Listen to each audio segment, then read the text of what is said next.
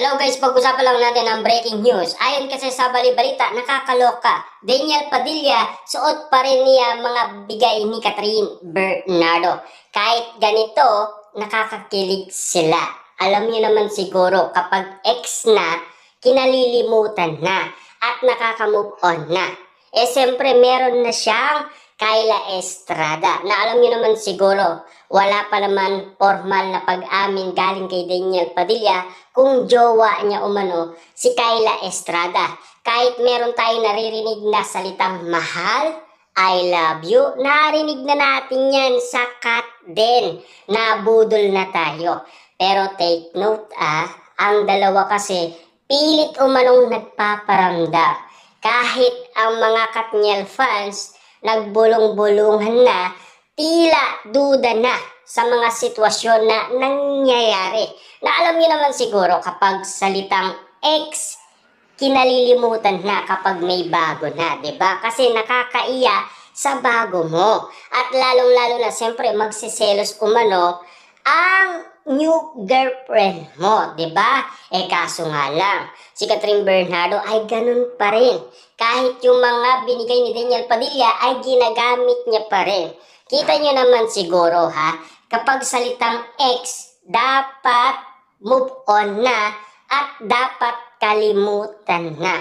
Kasi may bago ka na. Diba? Na alam niyo naman siguro, magsasalita din yung bago mo kung bakit hindi ka pa rin nakaka-move on. Siyempre, aalis yun at magtatampo. Diba? Kasi magsasalita yun, nandito naman ako, bakit hanggang ngayon, yung pa rin ang iniisip mo. Siyempre, alam na ang sagot ng mga Katniel fans. Ibig sabihin, mahal pa rin nila ang isa't isa.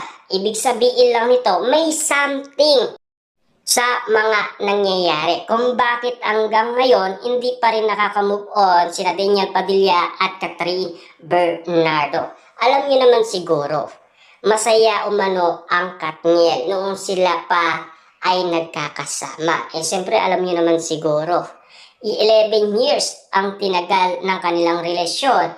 Pero hanggang ngayon kasi, kumakapit pa rin sila sa kanilang relationship. Hanggang ngayon kasi, hindi pa rin nila nakakalimutan ang isa't isa. Tila noon, alam niyo naman ang bulong-bulungan noong 2023.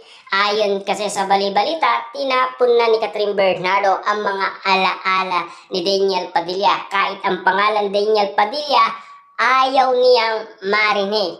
Pero bakit nga naman tila si Catherine Bernardo na ang nag-aabot kay Daniel Padilla? Kahit si Daniel Padilla ay hindi pa rin nananahimik kumano sa sitwasyon nila ni Catherine Bernardo.